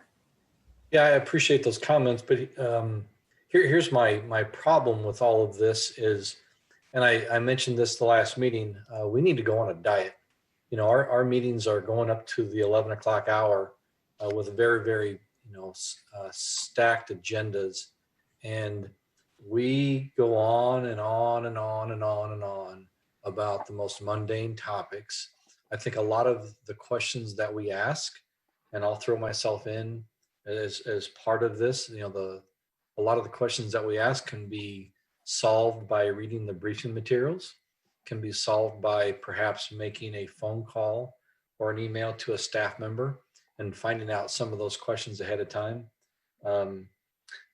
under these proposed rules, we limit the public to 4 minutes. And under B, council members are limited to 4 minutes for comments, announcements. Well, then it says right here in C that each council member shall be limited to speaking only once till all the others have had an opportunity to speak. So all that says is they can cycle back around a second, third, fourth, fifth, sixth time. And that's why our meetings are going till 11 o'clock. I will once again bring up the example of Bloomington. When there is an agenda item, they put a limit. They put a limit on the amount of time it takes to give a presentation, perhaps 5 minutes, perhaps 10 minutes. And they also put a limit on the amount of council discussion. So maybe the presentation is 5 minutes total, and maybe the council discussion is 15 minutes total. And if a couple of council members kind of dominate the time, that means other council members don't get to speak. I think we need to go on a diet. I think we need to somehow curtail our discussion per agenda item in a way that's efficient, is meaningful, but we just don't go on and on and on and on, because what we're doing is we're proposing to add yet another speaking portion for all of us council members. And we're going to be voting at 11 o'clock to extend to 11:30. We're going to be voting at 11:30 to go to midnight. And I just think that is inefficient use of time. Thanks.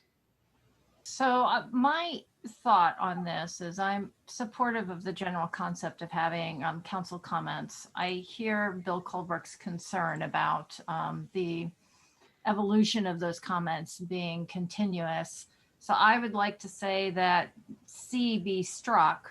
If there's a conversation amongst city council members, then maybe that needs to be an actual discussion item on an agenda, rather than having a discussion go around and around. I would also like to suggest that council members are limited to 2 minutes. And finally, I would like to suggest that the council comments come at the end of the meeting. And my reason for that is that oftentimes there are questions that come up during public input that are answered by the presentation, that are answered throughout our discussion. And so I think that would save some time in terms of making this as smooth as possible. So those are my 3 ideas. Bill Brown? Yeah, I would also support getting rid of item C. I think one time around should be enough for everyone. It's not a discussion item. It's just an opportunity to respond or make comments and announcements. Also in items E about adding things to future agenda, we already have a process. It only takes 2 council members, I think, to add an agenda item. So I don't know if we need to, it just seems like you're encouraging more discussion by including item E in there, something else to talk about. If after the comments, 2 council members think that there has been interest expressed in a future agenda item, they could just do it, put it on the agenda for the next meeting, either council meeting or committee of the whole. I think it only takes 1 person actually for committee of the whole. So yeah, that's my general comments. I don't have a strong preference for having it right after public input or at the end. I'm open to either one. All right. Jared? Oh, I did have, it'll probably come out during when you redo the strike out version, but Rule 4 and 5 have the same heading, debate limits. I think Rule 5 used to say something like draft resolutions and ordinances or something like that, but that'll probably get fixed. All right. Jared? Yeah, I think actually in the previous one, I had pulled the wrong thing and Rule 4 didn't actually exist. The one that I changed from 3 to 4 did, but the one that I included 4 was actually not in there. So I know when Carol sent me back an initial edit of it, that was eliminated so that 5 was 5 and not changing from 5 to 6. Just to give some clarity to the intention of C and E in doing this, I try to envision how our conversations generally go, and it's very often that if somebody if one of us says something that gives the other person, an immediate raise of concern, or they really want to say something in response to that, I didn't want to eliminate the chance for at least a simple response and from somebody. If somebody says something and another council member feels very strongly about responding to whatever that person said, I didn't want to eliminate the chance for them to do that just because that person has already gone and now you're done. You went first, that other person said something and now you want to respond to it, but we've taken that ability away from you to do that. I didn't necessarily want to make it that way, so that's why I put that in there. But I didn't want, because I know how easily, as Bill mentioned, that we could end up going in circles and it just turns into a discussion item. I know the intention of doing this isn't to create a lengthy discussion, which is why I included E as basically a method for the chair to police the conversation and see, if council members are going back and forth about this, more than once or twice without needing to necessarily spell out, well, if it receives one response, then ask for this, but basically for the chair to police that conversation and say, it looks like we're getting some back and forth on this. Does somebody want to make a motion to add a discussion item to a following agenda on this topic, and try to end whatever may be going on in conversation during this? I mean, it's just an idea. I certainly, I understand the trepidation people have about that, but I didn't want to take away the ability for somebody to respond to a comment that may have been made, or if I happen to be the first person to raise my hand and maybe only Eric has something else to say about it, but he brings up a really good point, and I just want to add something to that very quickly. I didn't want to take that away, so that's why I didn't initially. Well, Dennis and I didn't initially just say you get one time and that's it. That's why we put those in there. Oh, and just one last thought before you guys give me your thoughts on that. Bill, I totally hear you on taking too long on agenda items. Sometimes I'm certainly not against. I mean, we do not follow our own rules almost ever on 2 responses and no more than 3 minutes each on any given thing. And I don't think we've ever done that since I've been on council. I mean, maybe once or twice Charlie gave us a really hard time about that stuff, but I understand that, and I certainly don't intend to try and make our meetings egregiously long every time by adding this minute. And we do need to be better about limiting debate on certain items. So I tried to instill some rules in there to keep it under control and to not let it get out of hand. That was the intention of C and E. But I'm open to ideas, whatever people think is best. And I have comments for Mary Alice's thing, but I'd like to see what people think about if that's worth keeping, or if we need to think about it differently. I mean, if it's one time, it's got to be one time. Whatever, that is what it is. But that's the intention of C&E, the way that Dennis and I wrote it.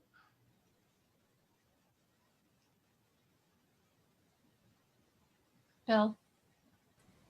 I think there is some kind of parliamentary rule that if someone uses your name in debate, you get a chance to respond. So if someone actually did say, Bill Brown said this in their comment, then I would have the right to respond to that. But it sounds like what you're saying is that somebody might want to just add on to somebody else's comment. Yeah, I don't know. I think it'd be safer just to say one round, but I don't know. Dennis? Yeah, so I can appreciate that. Coming back for a second segment of discussion is maybe kind of more florid than we need. the intent was just to make a comment so that people understand that we're listening, or that we've thought about it, or that future conversation will occur at a future time. So, you were suggesting 2 minutes for the conversations to be.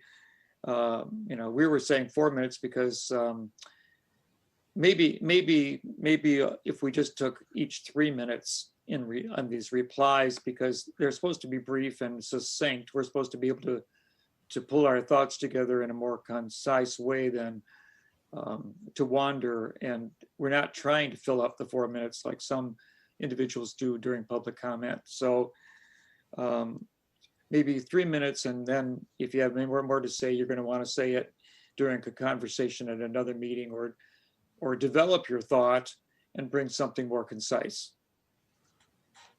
So I would say, I wouldn't go down to 2 minutes. That's pretty brief, but if you want to say 3 minutes per person, 3 times 7 is 21. That's almost half an hour. Jared. I'd be amenable to 3 minutes too, Mary Alice. I agree with Dennis. I think we just went with 4 because that's what we have public input at. But yeah, I think we can be even more concise and thought out if we're planning on saying something or reacting to something. We all should be, certainly. I think 2 is too short, but I would be open to 3 for sure.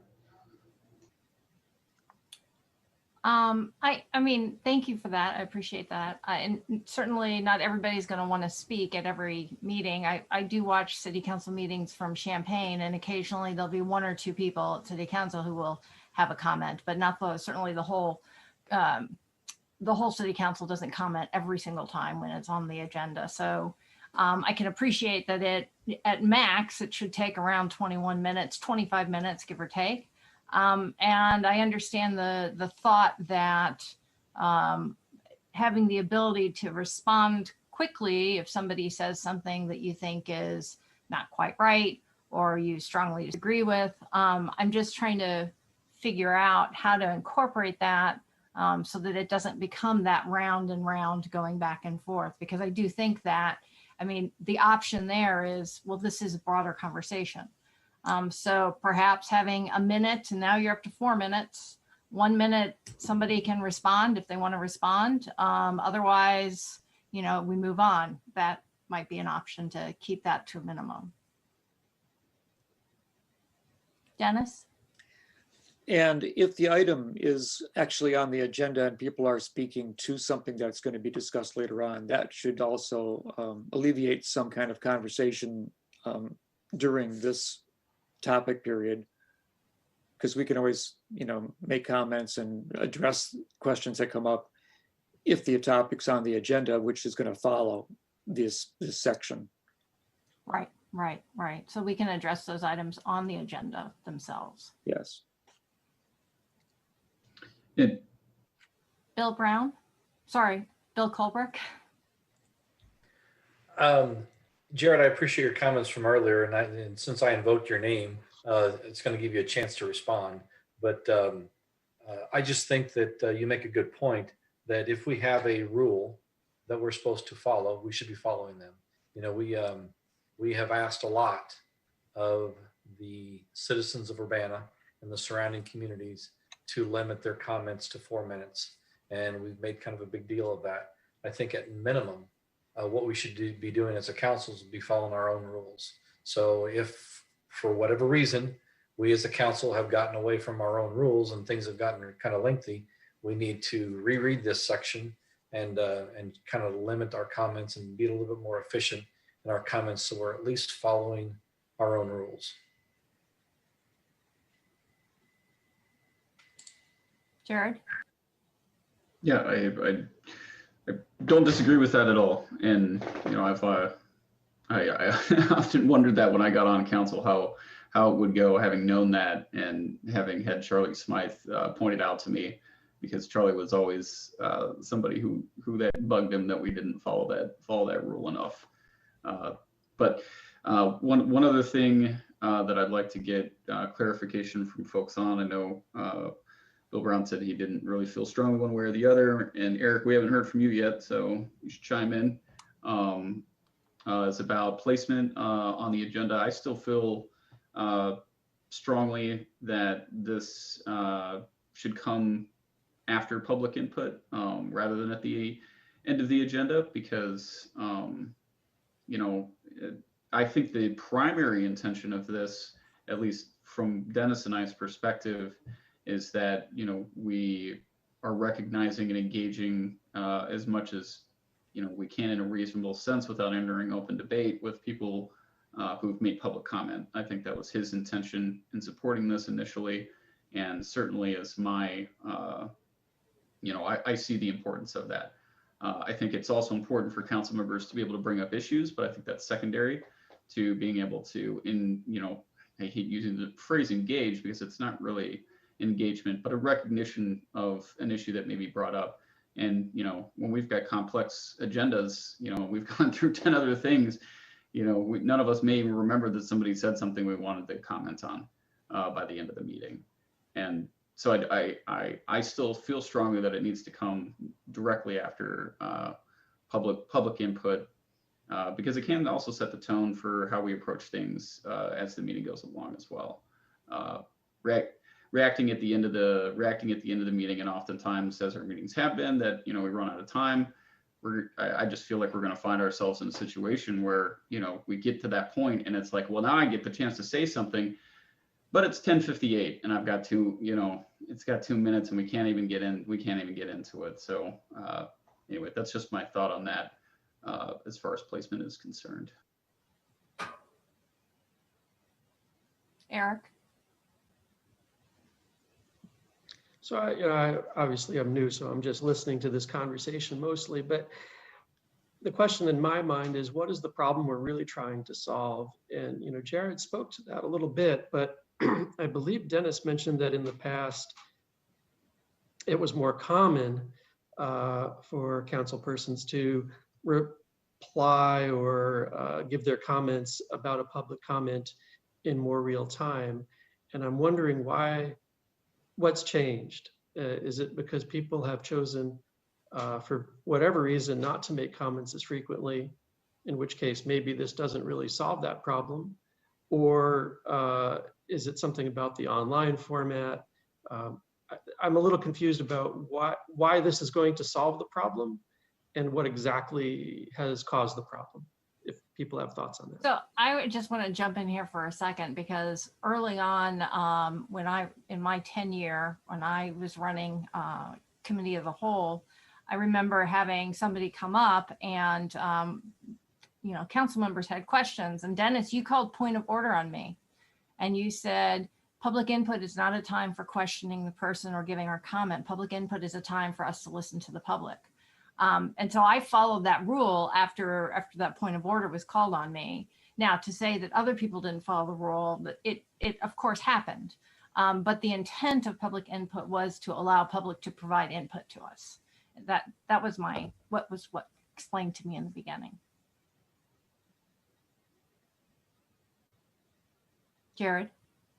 And Eric, that was the crux of it, and it is in our rules. If you haven't gotten in there and delved into that, there's that great PDF that Charlie put together before his departure from city clerk on how our rules are kind of set out, and what we're supposed to do. And there, it is in our rules that we're that nothing in these rules shall stop a council member from engaging, in questions of a person, who's giving a presentation, or city staff, or, any member, or especially any member, who's given input during public input.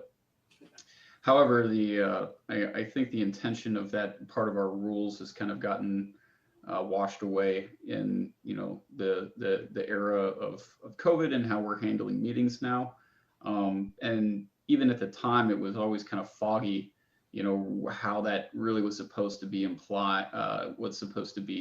applied during meetings. It was never really quite clear. It always felt kind of awkward if you raised your hand to ask somebody a question after they gave public input and try and follow up with them. And sometimes it didn't. Sometimes people were there, because most of the time people give public input and they immediately get up and walk away. They would get up and go back to their seat, which kind of signals to you that they're done engaging with you. And we didn't make it really obvious to them that, well, we do have a process to like continue to ask questions, and didn't really educate the public on that. And I think that, you know, it probably, in hindsight, if I had been more proactive about it, I would have, you know, as when I was leading committee meetings, been the person who said, look, members of the public, when you guys give public input, stick around. Ask if council members have any questions for you, because we're allowed to ask you questions. It's in our rules. We just got so far away from that to where we are now that, you know, I think that we've gone to the other end of like public input is for public input, and we don't engage in conversation with them, even though that's still not what our current rules say. And this, I felt like, was an action to kind of bring the spirit of that back in a more cohesive way, to help us be able to engage, even though it's not, you know, ask questions of the public. This is a response, which isn't illuminated in our rules. Our rules don't say respond to the public, they say ask questions of city staff, mayor, city leadership, whatever. So there isn't anything in our rules currently that asks for responses or allows for responses or comments on things that are not specifically on the agenda, as far as the way that I read our rules. And that's kind of why I wanted to bring that in there. Diane, you're muted. Just a little more historical perspective. When I joined the city council in 2009, I was trained, if you will, in similar to what Mary Alice said, is that public input was for listening to the public, and in the in-person meetings, public could speak up to 5 minutes, and there was up to 2 hours of public input per meeting. So if you added to that back and forth between the council members asking questions and entering into a discussion during public input, time went by very quickly. So we were told, and that's how we conducted most meetings, was this is when we listened and the public spoke. And you're right, we didn't always follow the rules that were there, and the rules have changed over the years as well. But that is the understanding that I had when I was brought onto the council back in 2009. Dennis? Yeah, I'll try to make this my last entry on this conversation. So what we found, what I observed was that there was a difference between somebody asking a question for clarity and then somebody wanting to make a comment, which ended up being kind of philosophical or became a dialogue following somebody's input. And that's the kind of thing that we were trying to eliminate from getting into, because then it could wander off into a 10-minute ramble, you know, of thoughts and ideas that were spurned by that were initiated from that public input. But it was actually losing the focus of even the input, actually, to some degree. So that's kind of where we started saying, well, listen, no dialoguing, but listen and appreciate. And it seemed to me, if you had a question, you could still ask for clarity. But it wasn't a time to start having a dialogue, a discourse. Mm-hmm. That's all. And perhaps that is what the intent here is as well. Yes. Yeah. Pretty much. Bill Colberg? As far as the order, I can appreciate the thought that if we put it right behind public input, that allows for more of a real-time back and forth.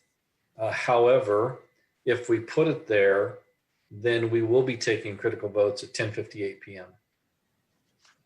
If we put this addition to the agenda at the end of the agenda, it incentivizes us early on in the meeting to efficiently go through our agenda items. Not shortchange, but just efficiently get through them, because we do have to take the votes. We do have to have the critical discussion on those agenda items, but we can efficiently get through those items So then we can get to some of the discussion items at the end that we're trying to add. I think it needs to be at the end. Jared, you had your hand up. Mhm. Yeah, I just want to see what people's thoughts are, just so we can wrap this up as efficiently as possible. So we had 3 from what because I'd really like to see this actually come as a real agenda votable action item and not stay in discussion. So I think if we can get some clarity on a couple of things with them already working on the ordinance language, that we can get these things adjusted as possible. So we obviously have 2 different stances on where it goes. I don't know that we're gonna. I think we're gonna have enough people vote in favor of the idea that it's gonna go forward. So we need to resolve these last things. We have different stances on where it goes at the end, or where it's proposed. So I think we all need to make it clear where we think that stands, because if that's controversial enough that if it's in one way or the other and it's not going to pass because of that, then we need to come to a resolution on that. And then we also need to resolve C&E. Are they appropriate as mentioned, or do we need to clarify one or the other, eliminate one or the other? Where do people really want to put their foot down on that? Let's make some decisions. That's all I was going to say. Bill Brown. I guess I'd say if we take out C and E, I'd be okay with putting it after the public input. If we leave in C and E, I want it at the end of the meeting. And E, I'm not sure if we can actually make a motion and vote on it if it's not on the agenda. That sounds kind of like final action, but if it's if it's agreement to put something on a following agenda, it might be maybe not a motion, but just we don't usually make motions and approve motions if they aren't on the agenda, because that's considered final action unless it's like staff direction. But so E might need a little bit of work if you're going to leave it in there, but if you leave it in there, I think all that should go at the end. But if you take those out and we can make it efficient, I would probably favor putting it after public input.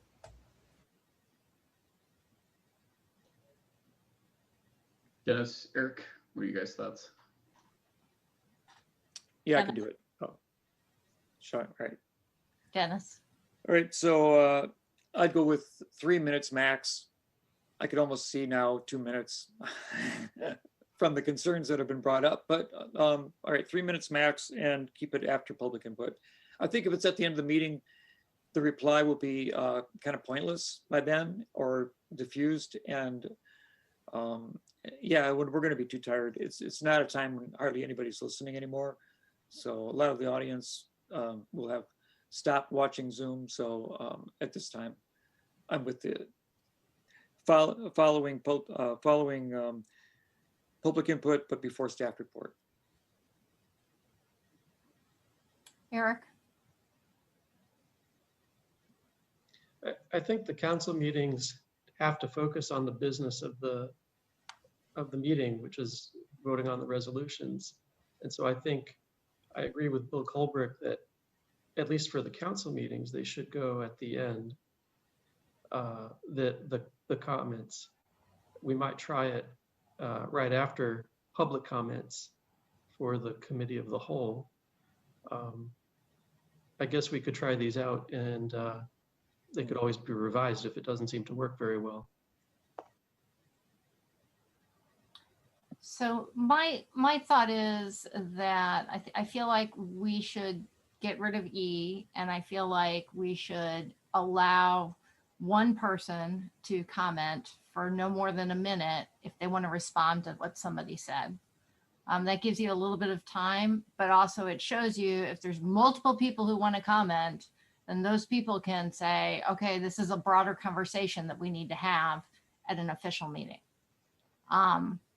So that would be tweaking number C. I do feel pretty strongly that it should come at the end of the meeting for the reasons that one of the reasons I think is because we do get questions about agenda items that I think can be answered during the course of the meeting. So that's just my take. Jared. would you be amenable to leaving it in committee meetings after public input and at the end at council meetings? Because I'm not disagreeable to that. I actually think it should be reverse. I actually thought the same thing, that maybe it should be the opposite, because we're Because discussing, committee meetings are pretty long. right? And that's where the major discussion points happen. So I would be amenable to trying that out and having city council be right after public input and having committee of the whole be at the end. Eric, are you okay with that? Okay. All right, any final comments? Diane? Could you clarify, Mary Alice, again, what you wanted to do to C, to make sure I understand? So let's see here. C would be if a council member wishes to respond to a previous council member's comment, they have up to 1 minute to do so. Okay, Max, so they can speak for 3 minutes and then they get a 1 minute response if desired. if desired. Okay. That brings you back up to your 4, so. Jared? Even though it was mentioned, if it's controversial, I mean, I think a 30-second response is more than enough personally. If you want to make a response, it needs to be something quick, just because Yep. the intention is not to involve conversation. And I'm fine, with Bill Colebrook's suggestions that we try and be as efficient as possible. I'd be okay with 30 seconds if other people would as well. I mean, it's just time for like a quick something, and then shut up and let's move on. I agree. Okay, I'll do that too. All right, so the next step in this is to make a few alterations based on the discussion tonight, and then it goes to legal to ensure that we have all of our T's crossed and our I's dotted.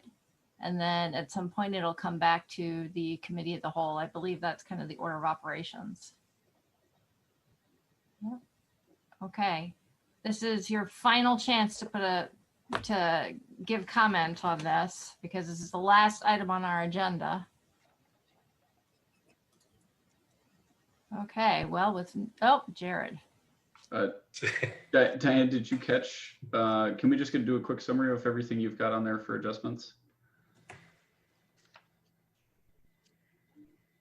And I'll be conferring with Carol Mitten and the city and Phyllis Clark as well. But we have council members will be limited to 3 minutes for comments and announcements. If they wish to respond, they'll get up to 30 seconds to make a response one time. Actually, it's not clear what you wanted to do with E. Are you leaving it in or striking that? I think we should strike it. Straw poll? I think that's fine. I don't think it's necessary. Strike it, all right. And then the council member comments come immediately after public input at city council meetings and at the end of the meeting for committee meetings.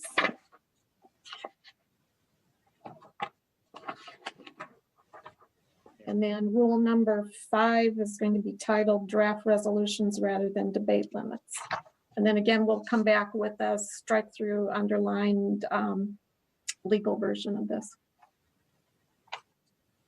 All right, great. All right, with no further business in front of this committee of the whole, this meeting has been adjourned. Thank you. Good night, everybody. Thanks. Right.